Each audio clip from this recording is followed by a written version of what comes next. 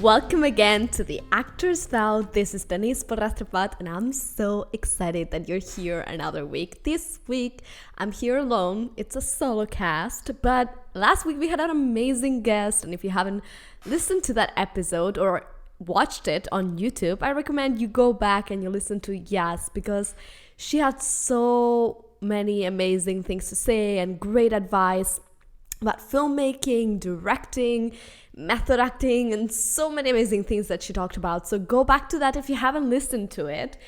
And this week, I'm just here alone among the fires of California. Like, literally, I live like a couple miles away from one of the fires. And it's very scary. I can see the fires from the mountains. It's horrifying. The smoke is not letting us breathe. The night is just, it's all smoke and helicopters in and out, and it's very, very sad. And the world pandemic's going on, and there's so many negative things happening right now. So I wanted to do this episode to share what I do when so many negative things happen and everything seemed to be going wrong. And I wanted to do it specially tailored for actors, because we, even if we're not in a pandemic, we would be struggling with a lot of things. We are always hearing no from everybody, and we're always being judged or criticized or told to do better, or there are so many things that can go wrong in an artist's life. It's not like we have a 9-to-5 job and we just go there and we have our stable job. Stability is not a thing in our lives. So there are a few tips that I want to share with you today. But before we do that, I do have a positive that's going on in my life, and that is that I've started to watch Grey's Anatomy. I know, I'm super late to the game. I've been hearing about this show for years, and to be honest, I never even wanted to watch it, because to me, I was like, it's a show about doctors. Like, I just imagined I don't know what I imagined, but I didn't think it would be that good. And my boyfriend, he watches a lot of shows and a lot of TV, which it's great, but I'm not someone who watches a lot of TV. I read a lot, I have a lot of stuff to do. So when I watch TV, it's like, it has to be really good. It has to be like a movie that I've been recommended, or a movie that I know is amazing, or something very specific. So he's been watching a lot of shows. The other day he was watching Suits, and I just watched a little bit of it, and I was like, this is horrible. I'm sorry if you like Suits, but if you like Suits, please tell me why you like it, because I really did not like anything about it. And then he started Grey's Anatomy, and I just saw a little bit of it, and I was like, what is this? And I'm like, wait for me. I want to watch this too. So we started. And damn it, it's so good. Like, okay, I guess technically speaking, at least at the beginning, because I'm still in season 3 at this moment, I started 2 weeks ago. It's not the best, like, technically speaking, in the way that, cinematography is nothing out of the world, or directing, or even acting. It's not like they're amazing performances, there's good actors, don't get me wrong, but the storyline, the writing is so good. It's those things that once you start, you can't stop. Like, we've been binge watching it. Just can't stop. Once you start with an episode, you want to know what's next. And to this point, it's going to something like so dramatic. We're in season 3. If you've watched Grey's Anatomy, I bet you're in season 20 or wherever they're now. But the point here is, if you like Grey's Anatomy, please DM me, because I need to fangirl a little bit and talk to someone about the crazy things happening. And I'm just watching it here with my boyfriend, so it would be really cool if you're a fan of Grey's Anatomy. Let's talk about it, because I'm just very excited. So, other than that, which has been, making me very nervous at some points and very excited, and just, hating McDreamy and all the drama and all those beautiful things that are happening there, I've been going through a lot. Like, I guess a lot of you. And what I wanted to share this week is my gratefulness practice. And I know this sounds like super LA bougie. Like, I know Denise from New York, if she had heard this a few years ago, would have been like, what the hell are you talking about? And a lot of you might be thinking that, but I promise I'm not going to come here with meditation stuff. What I'm trying to say is that when I started practicing gratefulness, hopefully every day, because it's called a gratefulness practice, and let's pay attention to the word practice, because it's something that you have to put an effort in, and it's just not gonna happen on its own. And it's something that I might not happen a lot of days. I actually might have not done these things for a while during this quarantine, because it's been hard, but you keep trying and you keep reminding yourself. So that's why it's a practice, because it's not perfect, and there's not really a goal that you have to reach perfection. It's something that you are trying to make yourself better and make your life better. So I wanted to share some tips that might help you, that keep you grateful, and that in the end will keep you, connected, not just to, other people, but also to yourself. And it can help you cope better with stress, which we all need right now. And overall, just experience love and joy at a higher level. So one of the first things that I try to practice on a daily basis is paying attention. And paying attention is paying attention to everything that happens to you, to every amount of love that is given to you. So many times we don't pay attention to the little things, and we're all guilty of this. How many times we're used, to our mothers or fathers cooking food for us, or how many times we're used to being greeted in the morning with a good morning and a smile, or when we get home. And so many times we don't appreciate that, because that's something that we always get. So if we are able to pay attention to those things, even the smallest thing, maybe you have a group of friends, or maybe that day you had some time to read a new play, or maybe that day you had some time to watch a movie. Whatever it is that's happening to you, any opportunity that life is granting you, you should pay attention to that and not take those things for granted. Like, think about it. Like, did someone give you a hug today? I know we are in quarantine, but maybe you are quarantined with someone. And if you're not with someone, did someone give you a call today? Or did you, have your coffee or your tea this morning? Or did you get a glimpse of the sunset today? Or did you sleep well? Like, even just small things like that can make such a difference. And noticing the details not only, helps you with this gratefulness practice, but it's so important also as an actor. We thrive with details, and we thrive through the little small things. So it's very important that we practice that in our daily lives too, especially right now. Which brings me to the next point, which is very similar to this. Once you've paid attention to these things that are happening to you, you realize that a lot of these things might be bad, especially right now. It's so easy to fall into, we are quarantined. I haven't been on stage, for 6 months since quarantine started, and even more, I've been dwelling so much in the fact that, 2 years ago, I moved to LA from New York City. And I haven't done theater in 2 years. And I'm really happy and grateful that I've been working a lot in LA and doing film and TV, which is why I came here. But I find myself a lot of times dwelling, and I haven't been on a stage for 2 years. And it's honestly the longest time I've ever spent not on stage in my whole life. So, since I was 8 years old. So there are so many little things like that I bet you have to, that we dwell in them. The negativity, I'm not on stage, I'm not hanging out with people, I'm not doing auditions, I don't have an agent, whatever it is. Try renaming those things from bad experiences to opportunities to learn and redirect your life. And that doesn't mean you can't be sad, and that doesn't mean you can dwell on them sometimes for a little bit.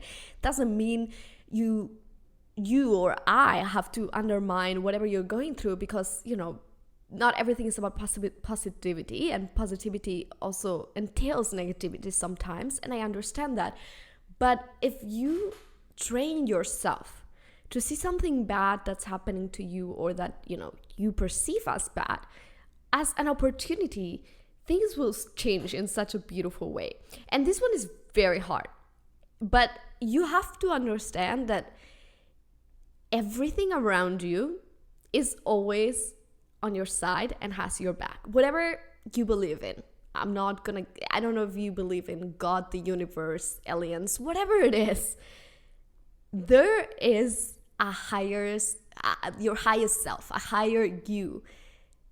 And there is something that I believe in that's like destiny that wants you to be the best version of yourself. And that's like, when you go in on audition too, that they always say the casting director and the people in the audition room want the best for you because they want to find the right person for it. And that is true. And that's the same thing for the universe and your life and whatever you believe in. There is something that has your back.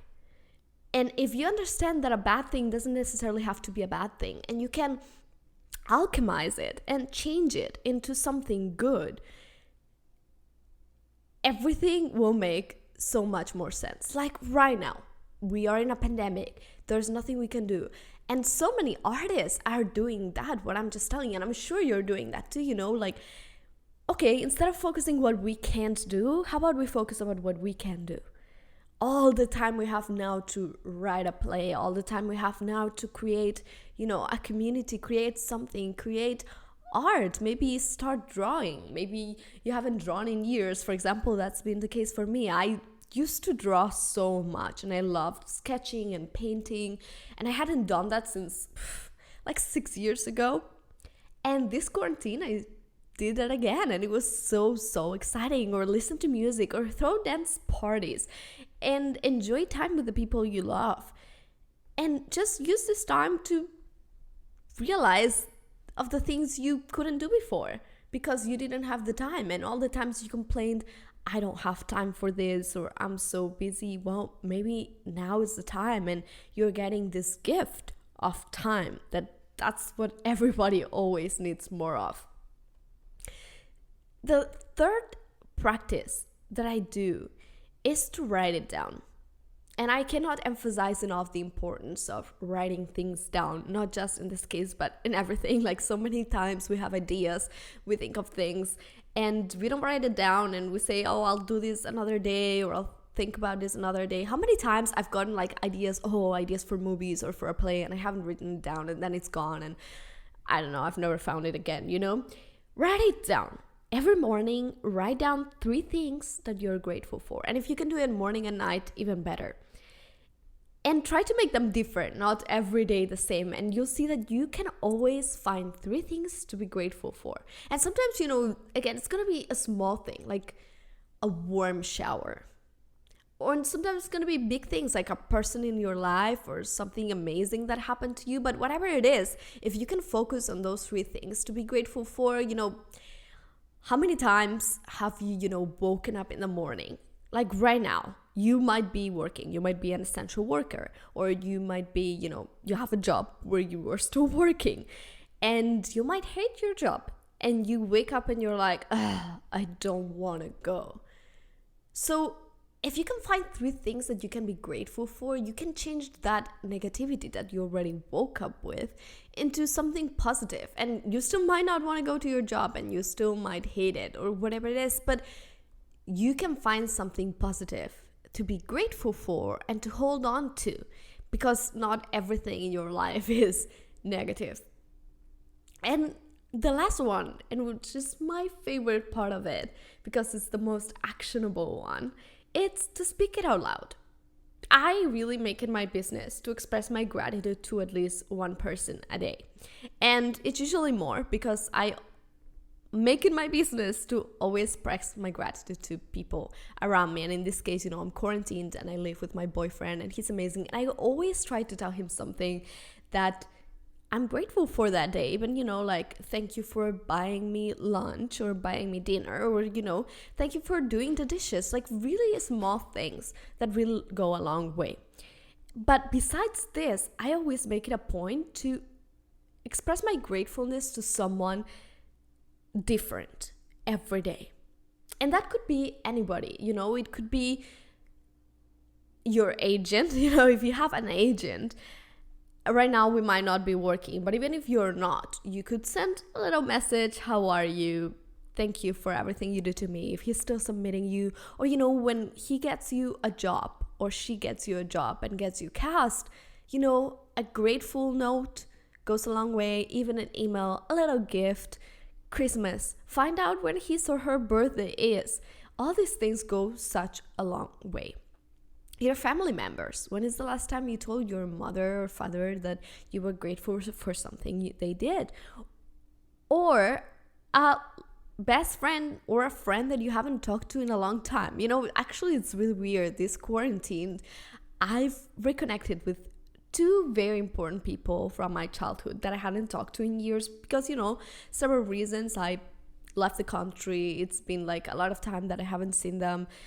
Things happen and I've reconnected with them. And, there are so many times that we think, well, this person doesn't want to talk to me, or this person is into something else. But everybody appreciates gratefulness and positivity. And if you can,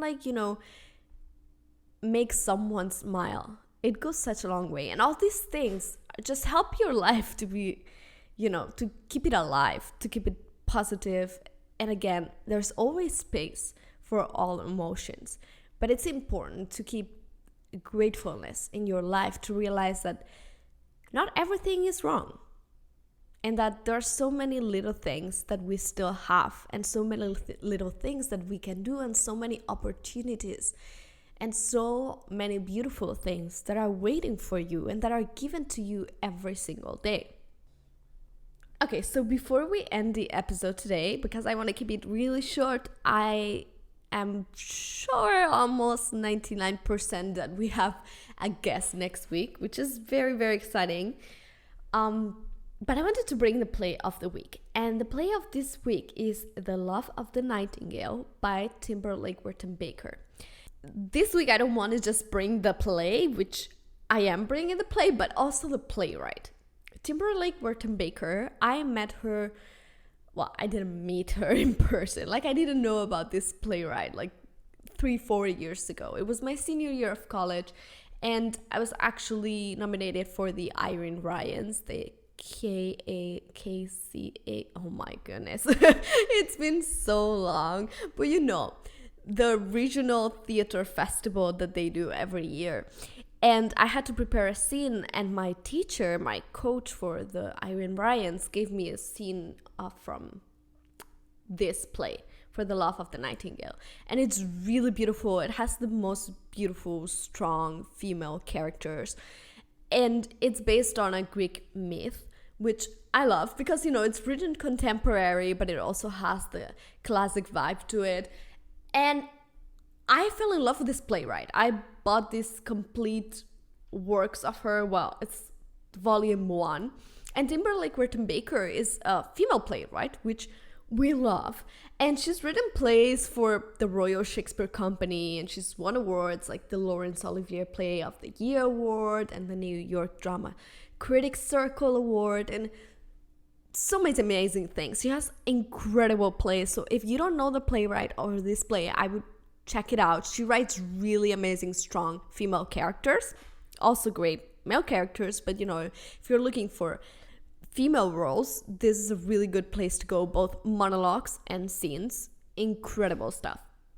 So this will be all for this week. Thank you so much for joining me. I'm really excited to bring the next guest next week. I wanted to remind you that Sunday Spotlight right now is on a break, but it will come back really soon. Still accepting submissions though, so you have to go to www.theactorsvow.com, and there's a section where you can submit. It's only a couple questions, and just answer them, and I will send you an interview if you are a good fit for Sunday Spotlight. And if you don't follow The Actors Vow on social media, you can follow us on Instagram, Facebook, Twitter, and YouTube. There are so many things happening right now, and there are so many exciting things coming, so make sure to follow. And this will be all. So thank you so much for joining me, and I'll see you next Wednesday.